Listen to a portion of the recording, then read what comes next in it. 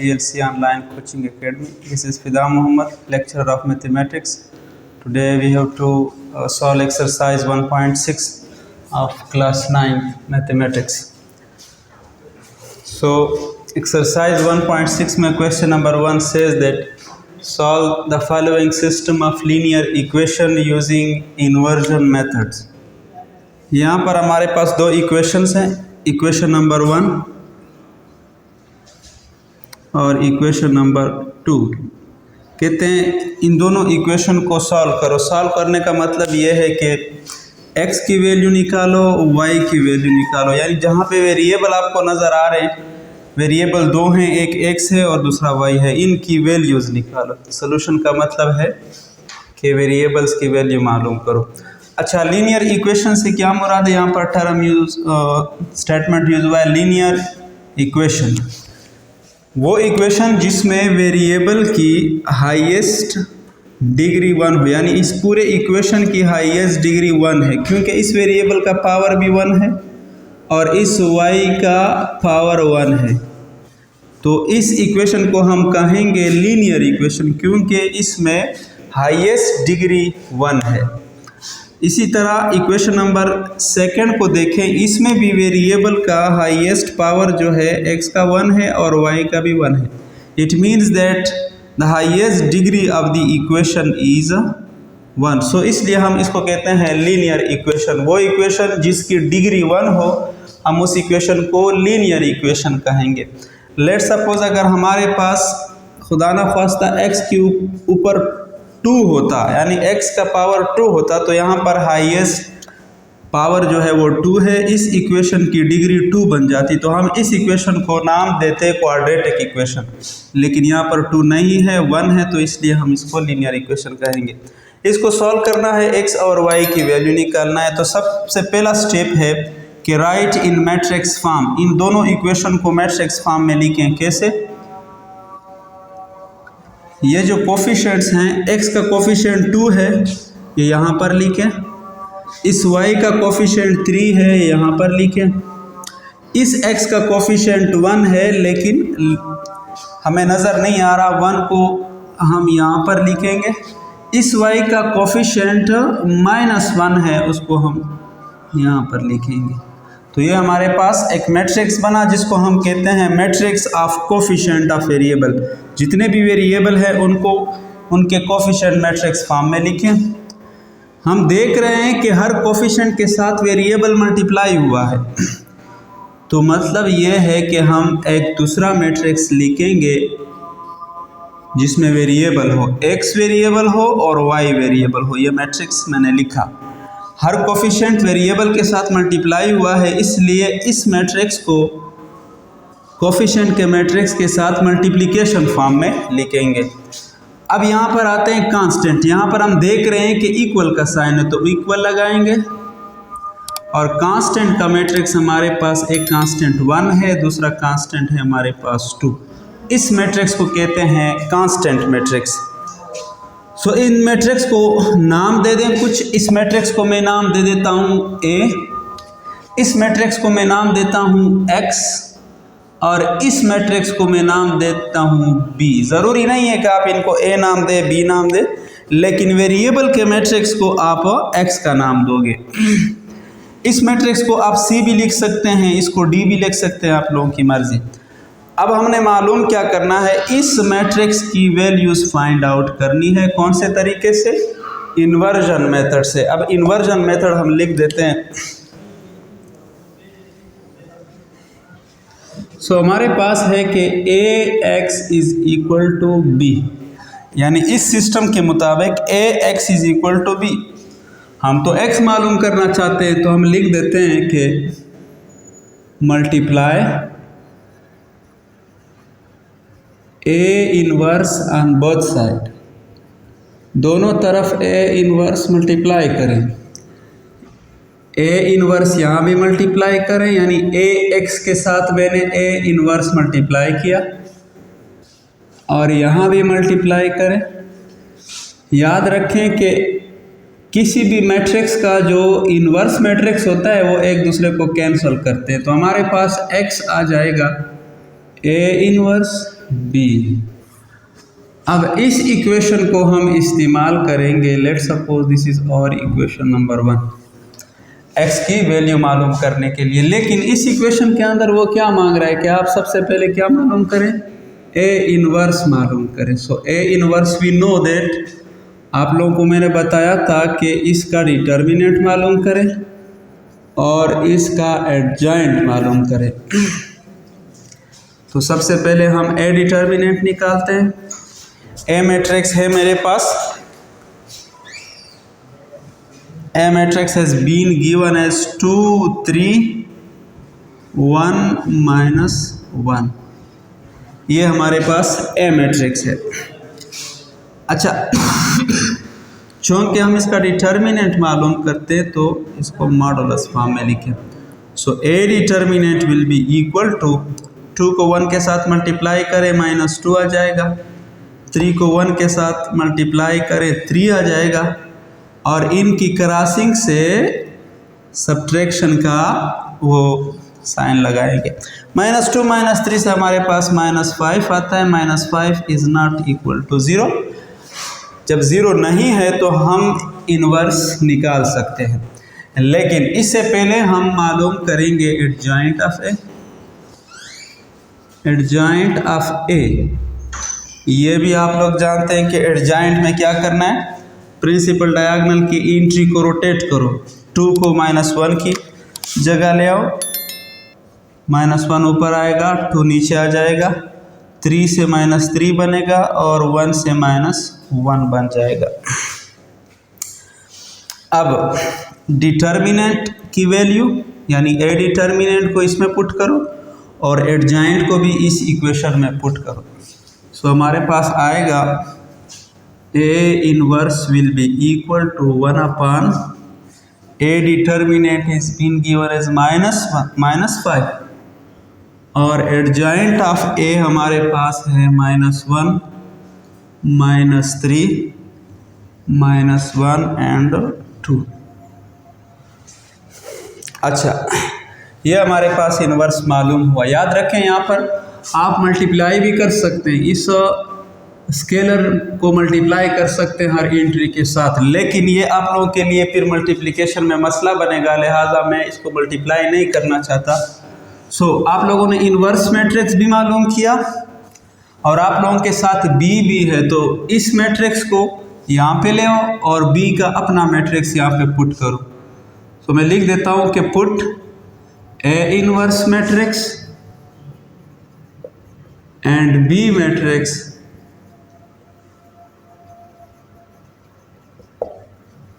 इन equation number 1, इस इक्वेशन में पुट करें। So x will be equal to A inverse आपके पास है 1 डिवाइड बाई -5, या इसको -1 डिवाइड बाई 5 भी लिख सकते हैं, -1 -3 -1 2।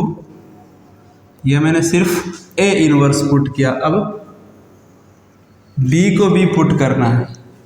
बी मैट्रिक्स हमारे पास है -1 2, जिसको कांस्टेंट मैट्रिक्स कहते हैं, -1 2।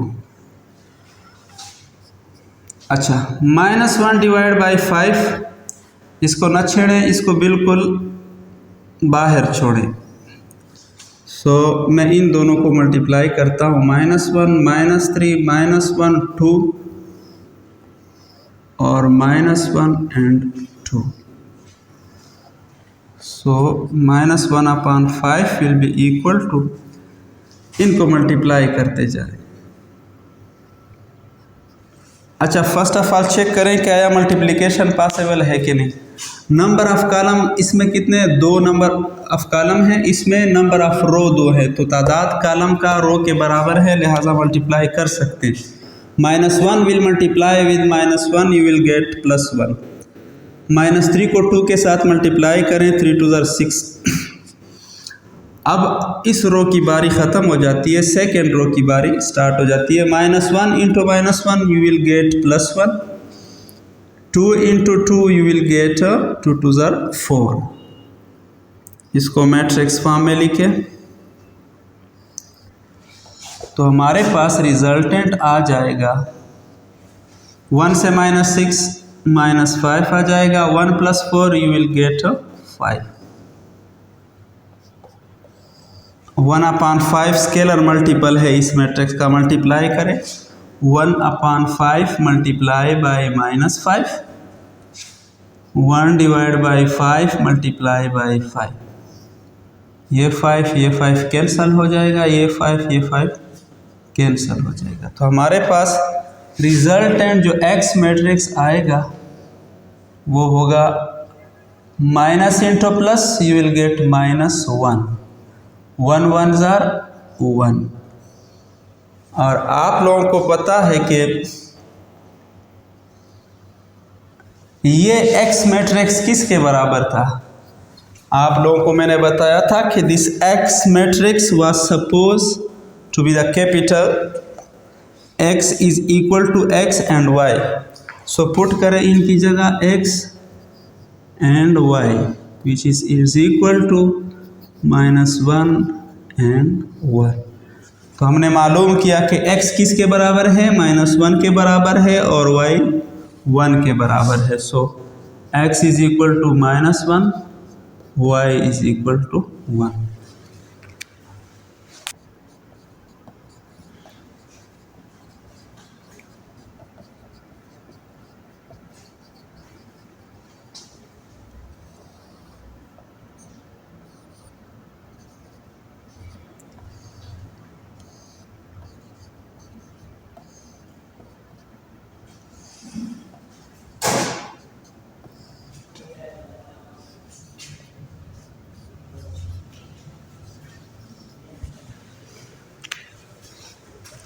स्टार्ट है सर।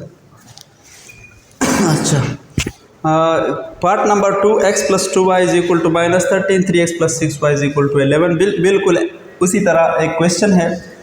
तरीका ये है कि right in matrix form. First of all इसको मैट्रिक्स फॉर्म में लिखे। x का यहाँ पर कोफिशिएंट 1 है लेकिन हमें नज़र नहीं आ रहा तो 1 हम पुट करेंगे। y का कोफिशिएंट 2 है, 2 पुट करो। x का कोफिशिएंट यहाँ पर 3 है, पुट कर दिया। y का कोफिशिएंट 6 है, 6 पुट कर दिया। अब चूँकि हर कोफिशिएंट के साथ वेरिएबल मल्टीप्लाई है लिहाजा हम वेरिएबल का मैट्रिक्स मल्टीप्लाई फॉर्म में लिखेंगे। वेरिएबल हमारे पास 2 है, एक x है और एक y है, तो x और y लिखें। इक्वल साइन डालें और मैट्रिक्स बनाए कांस्टेंट का। तो -13 लिखा मैंने और 11 लिखा यहाँ पर, इसको हम कहते हैं कांस्टेंट मैट्रिक्स। अब मालूम हमें क्या करना है? हमें ये मालूम करना है, एक्स मैट्रिक्स मालूम करना है। सो मैं कह सकता हूं कि multiply A inverse on both side. दोनों साइड पे A इनवर्स मल्टीप्लाई करें तो हमारे पास आ जाएगा A inverse AX is equal to A inverse B। याद रखो मैंने आपको बताया था कि इनवर्स मैट्रिक्स और उसका जो ओरिजिनल मैट्रिक्स होता है वो एक दूसरे को कैंसिल करते हैं। सो x हमारे पास आ जाएगा A इनवर्स B। इसको आप कोई इक्वेशन का नाम दे दें, इक्वेशन नंबर 1। अच्छा, इस इक्वेशन में सबसे पहले पूछ रहे हैं कि you have to find out A inverse. It means that you have to find out determinant of A and adjoint of A matrix. So determinant आप लोग निकाल सकते हैं ए मैट्रिक्स का 1 2 3 6। इसका डिटर्मिनेंट निकालें। 6 1 ज़ार 6, 2 3 ज़ार 3 2 ज़ार 6। इसे रिजल्टेंट आएगा 0 विच इज़ इक्वल टू 0। याद रखें कि जब भी डिटर्मिनेंट 0 आता है तो हम इनवर्स नहीं ले सकते, तो हम बस कहेंगे कि since A determinant is equal to 0 it means that, इसका मतलब ये है that A matrix is singular matrix.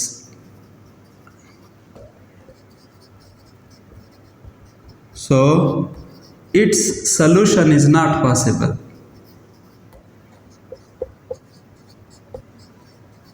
इसका सलूशन मुमकिन इसलिए नहीं है क्योंकि अगर 0 यहाँ डिटर्मिनेंट की जगह पुट करें तो सब कुछ इन्फिनिटी हो जाएगा। लिहाजा इसकी सोल्यूशन हम नहीं निकाल सकते। Question number 2, solve the following system of linear equation using Cramer rule. सिर्फ तरीका चेंज है, आप लोगों ने इन्वर्जन मेथड से नहीं बल्कि क्रेमर रूल से करना है। याद रखो क्रेमर रूल थोड़ा चेंज तरीका है, लेकिन सोल्यूशन उसी तरह आएगा जिस तरह इन्वर्जन मेथड से आता है। इसमें रूल्स ये सीखें कि क्रेमर रूल में सबसे पहले फर्स्ट स्टेप जो है वो आप लोग डिटर्मिनेंट ऑफ ए मालूम करेंगे। डिटर्मिनेंट ऑफ ए का मतलब है कि जो ए मैट्रिक्स है उसका डिटर्मिनेंट निकालें। 1 - 2 2 - 1, शाबाशी से क्या आएगा? -1 × 1 you will get -1, minus operator use हुआ, minus into plus, -2 × 2 = 4, so you will get -1 minus +4, इससे हमारे पास 3 आया जो कि 0 के बराबर नहीं है। ये डिटर्मिनेंट आप लोगों ने निकाला। दूसरा दो और डिटर्मिनेंट आप लोगों ने मालूम करने हैं। ax, याद रखो ये ax ऐसा डिटर्मिनेंट है जिसमें आप लोग ये जो डिटर्मिनेंट ए का डिटर्मिनेंट है इसमें फर्स्ट कॉलम जो है इसको रिप्लेस करो। किससे रिप्लेस करना है? x के कोफिशिएंट से रिप्लेस करो। शाबाश, x के कोफिशिएंट क्या है? 1 और 2, यानी हमने ये 1 और 2 जो है, अच्छा 1 और 2 जो वैल्यूज हैं, कोफिशिएंट है x वेरिएबल को के, इसको रिप्लेस करना है कांस्टेंट मैट्रिक्स से। कांस्टेंट मैट्रिक्स हमारे पास हैं 5 और 6, और ये -2 - 1 बिल्कुल उसी तरह रह जाएगा। हमने क्या किया? हमने 1 और 2 कॉलम को, इस फर्स्ट कॉलम को इस कांस्टेंट कॉलम से जो कि बी मैट्रिक्स का है उससे रिप्लेस किया, यानी इनको उठाया यहाँ पर प्लेस कर दिया। तो 1 2 की जगह हमारे पास क्या आया? 5 और 6, और सेकेंड कॉलम अपनी जगह मेंटेन रहेगा। अच्छा, अब डिटर्मिनेंट निकालेंगे, इनको मल्टीप्लाई करें। 5 × -1 यू विल गेट -5, 6 को 2 के साथ मल्टीप्लाई करें, इससे क्या आता है हमारे पास? -12 आता है, और एक क्रॉसिंग की वजह से माइनस ऑपरेटर आप लगाएंगे। -5 - +12, इसे हमारे पास आता है ax determinant will be equal to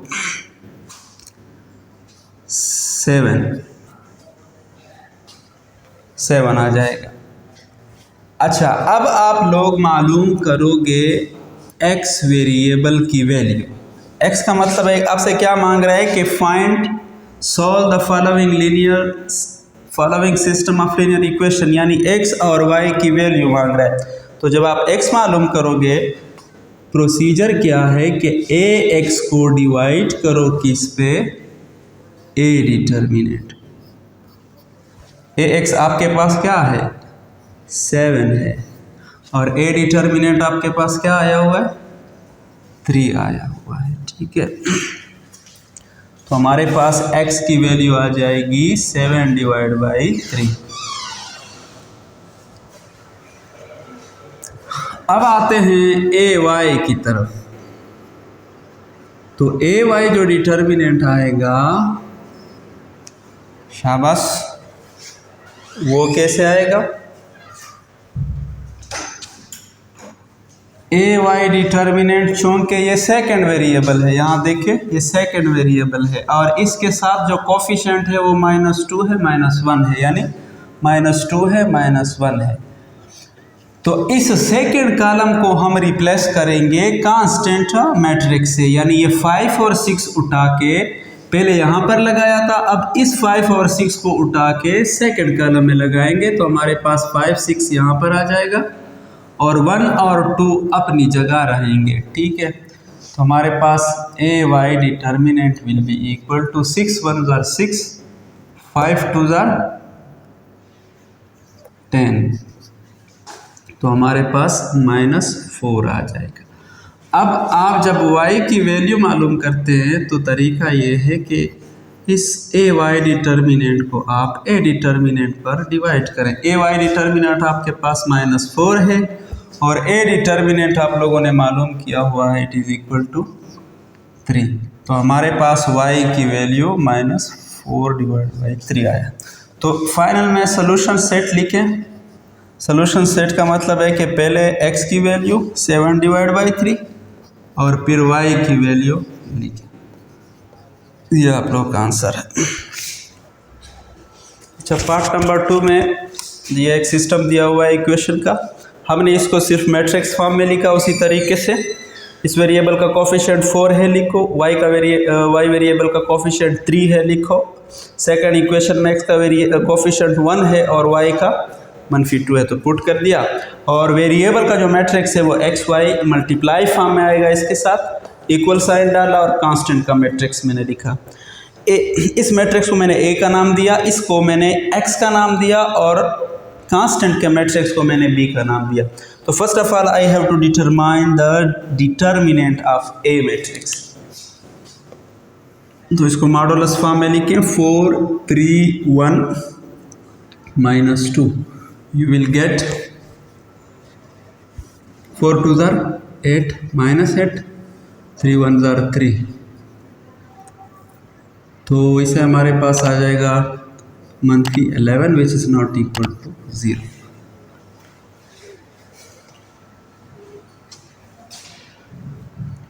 अच्छा, ये आप लोगों का ए डिटर्मिनेंट हुआ। अब आप लोगों से मांग रहे हैं कि ए एक्स डिटर्मिनेंट मालूम करें। इसका मतलब ये है कि ये जो ए डिटर्मिनेंट है इसमें फर्स्ट कॉलम को रिप्लेस करें किससे? कांस्टेंट मैट्रिक्स से। शाबाश। यानी we have to replace the 4 and 1 by -2 and 5। So I have to write here -2 5 3 and -2 will retain its position. इस सेकंड कॉलम को डिस्टर्ब न करें, ये अपना पोजीशन मेंटेन रखेगा। सो हमारे पास ए एक्स आ जाएगा। इनको मल्टीप्लाई करें, क्रॉस मल्टीप्लिकेशन करें इनको। 2 2s are 4 minus into minus plus आ जाएगा -5 3s are 15 4 -15 you will get -11। अब आप जब x मालूम करते हैं तो you have to divide a x determinant by determinant of a। तो a x determinant आप लोग मालूम कर चुके हैं, दिस इज इक्वल टू -11 और a determinant b -11 के बराबर है। तो it will be cancel and you will get x as a 1। x की वैल्यू आ गई। अब y की वैल्यू मालूम करने के लिए you have to write down a y determinant. और मैंने आप लोगों को तरीका बताया था कि जब आप a y डिटर्मिनेंट मालूम करते हैं तो चूँकि y सेकंड वेरिएबल है लिहाजा सेकंड कॉलम को आप रिप्लेस करें with the help of constant matrix. So मैं सेकंड कॉलम को रिप्लेस करता हूँ, उसकी जगह में लिखता हूँ -2 and 5 और जो फर्स्ट कॉलम होगा वो अपना पोजीशन मेंटेन रखेगा and 4 and 1 will retain its position. तो A Y determinant will be equal to 4 5s are 20, ठीक है, -2 into 1 you will get -2। so 20 plus 2 you will get 22। So it means that a y determinant is equal to 22। अब आप लोग जब y variable की value मालूम करते हैं तो a y determinant should be divided by a determinant. 22 divide by -11, 11 2s are 22 you will get -2। तो y की वैल्यू हमारे पास -2 आ जाएगी। सो लास्ट में लिखें सोल्यूशन सेट। पहले x की वैल्यू लिखें विच इज़ इक्वल टू 1, फिर y की वैल्यू लिखे which is equal to -2। Answer ये हमारे पास थर्ड पार्ट है। इस मैट्रिक्स, इस पूरे सिस्टम को, इसको सिस्टम ऑफ लीनियर इक्वेशन कहते हैं। इसको मैट्रिक्स फॉर्म में लिखें उसी तरीके से the coefficient of variable should be right in first matrix 5 7 3 1 5 7 3 1 multiply with the matrix of variable that is x and y equal to the matrix of constant which is 3 and 5। इनको नाम दे दें, इसको a नाम दें, इसको x नाम दे दें और इसको b नाम दे दें। अच्छा, तरीका आप लोगों को पता है कि first of all you have to find out a determinant. तो a डिटर्मिनेंट मॉडुलस फॉर्म में लिखें 5 7 3 1। a determinant will be equal to 5 1s are 5, 7 3s are 21। So you will get I think minus क्या जाएगा -16। Okay, -16 which is not equal to 0। This is a determinant। अब मालूम करें ए x determinant. तो क्या करना है ए एक्स डिटर्मिनेंट में, ये जो ए डिटर्मिनेंट है इसका फर्स्ट कॉलम रिप्लेस करें विद अ कांस्टेंट मैट्रिक्स। शाबाश। तो फर्स्ट कॉलम में मैं क्या लिखूं, 3 लिखूंगा और 5 लिखूंगा। 3 मैंने लिखा, 5 में। Second column will retain its position, उसको डिस्टर्ब नहीं करना। सो 3 1s are 3, 35। You will get -32 which is not equal to 0।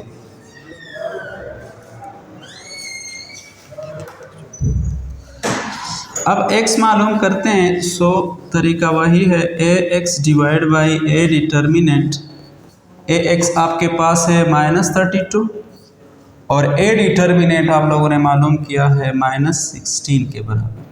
Minus minus cancel, 16 1s are 16, 16 2s are 32। So x will be equal to 2। अब in order to find y we have to find out first of all ay determinant। तो तरीका क्या है कि a determinant के matrix में second column को replace करें कांस्टेंट के साथ, कांस्टेंट मैट्रिक्स के साथ। सो 3 5 इसको उठा के यहाँ पर पुट करें और 5 और 3 को अपनी जगह रहने दें। सो 5 5s are 25, 3 3s are 9। You will get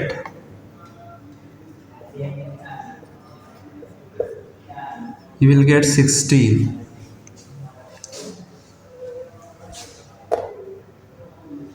Now we have to find y। y is equal to ay determinant divided by a determinant। ay is equal to 16 and a determinant is equal to -16। Divide हो जाएगा, 16 1s are 16। You will get 1 but here is minus, so put -1। y की value -1 आ जाएगी। Solution set आपका आया, x की value 2 है, y की value -1। Question number 3, ये थोड़ा स्टेटमेंट क्वेश्चन है। इसे that Amjad thought of 2 numbers. Amjad ने अपने जहन में 2 नंबर रखे हैं, हुज सम इज 12, जिनको अब जब जमा करते हैं तो उससे जो रिजल्टेंट आ रहा है वो 12 आ रहा है, और जब हम उनको माइनस करते हैं तो उससे रिजल्टेंट 4 आ रहा है। कहते हैं कि वो नंबर्स मालूम करो। ठीक है, तो लेट सपोज हमने वो नंबर ले लिए कि वो 2 नंबर क्या है, x और y, जो अमजद ने सोचे थे। अब जब मैं इनको फर्स्ट कंडीशन के मुताबिक हुज सम इज 12, ये हमारे पास फर्स्ट कंडीशन है, तो हम लिखेंगे फर्स्ट कंडीशन में ये कह रहे हैं कि जब हम इन 2 नंबर्स को प्लस करेंगे तो उससे रिजल्टेंट 12 आएगा, समेशन 12 आएगा। सेकेंड में कह रहे हैं कि हुज डिफरेंस इज 4, तो सेकेंड कंडीशन है कि जब हम इनको माइनस करेंगे एक दूसरे से तो रिजल्टेंट हमारे पास 4 आ रहा है। तो याद ज़रा देखें, ये भी एक सिस्टम ऑफ लीनियर इक्वेशन बना। हम इसको मैट्रिक्स फॉर्म में लिखेंगे, इन मैट्रिक्स फॉर्म।